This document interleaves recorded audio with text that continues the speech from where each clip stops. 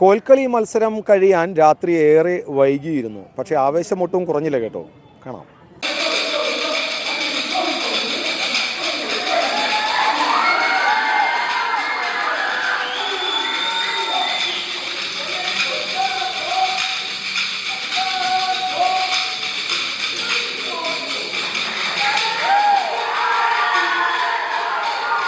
Government boys higher secondary സ്കൂളിലെ 3ാം number വേദിയിലാണ് high school വിഭാഗം കോൽക്കളി മത്സരം അരങ്ങേറിയത്.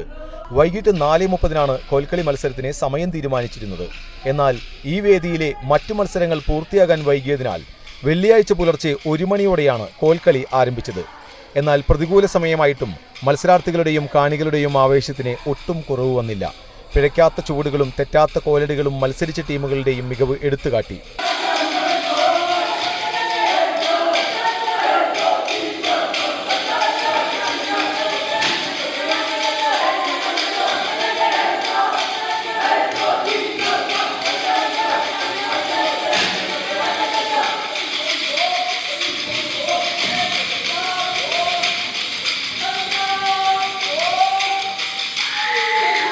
വേദിയുടെ തറയിലെ മിനുസവും വീതിക്കുറവും മത്സരാർത്ഥികളിലും കാണികളിലും ആശങ്കയുയർത്തിയെങ്കിലും ചടുലമായ ചൂടുകളിലും കോലടികളിലും ഒട്ടും പിഴവ് വന്നില്ല. മത്സരാർത്ഥികൾ വട്ടക്കോലിൽ താളമിട്ടപ്പോൾ കാണികൾ കൈയടിച്ച് പ്രോത്സാഹിപ്പിച്ചു. മറിഞ്ഞടിയും മിനിക്കളിയും ചാഞ്ഞടിയും കഴിഞ്ഞ് ഓരോ ടീമുകളും അടക്കത്താളത്തിന്റെ മുറുക്കം രൗദ്രതാളത്തിലെത്തിയപ്പോൾ കാണികളുടെ ആവേശം വാനോളമുയർന്നു. പങ്കെടുത്ത മുഴുവൻ ടീമുകളും മികച്ച പ്രകടനം കാഴ്ചവെച്ച് എ ഗ്രേഡ് സ്വന്തമാക്കി. മതിലകം സെന്റ് ജോസഫ് സ്കൂളാണ് 1ാം സ്ഥാനം കരസ്ഥമാക്കി സംസ്ഥാന കലോത്സവത്തിലേക്ക് യോഗ്യത നേടിയത്.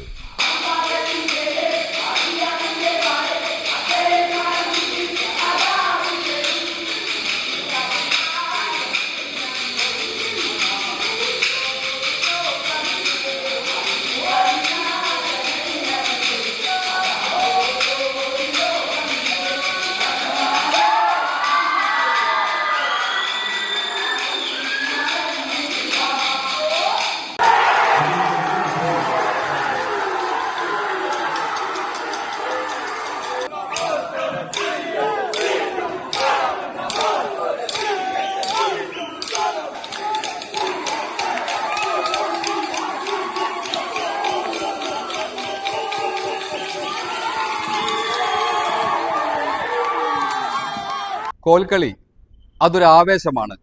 ശരീരത്തിലും മനസ്സിലും ഇഴുകിച്ചേർന്ന ആവേശം. പ്രതികൂല സാഹചര്യത്തിലും മികച്ച പ്രകടനം കാഴ്ചവെച്ചാണ് മുഴുവൻ ടീമുകളും എ ഗ്രേഡ് സ്വന്തമാക്കിയത്. ക്യാമറ പേഴ്സൺ ഇബ്രാഹിം പഴുവൂരിനോടൊപ്പം റഷീദ് എരുമപ്പെട്ടി.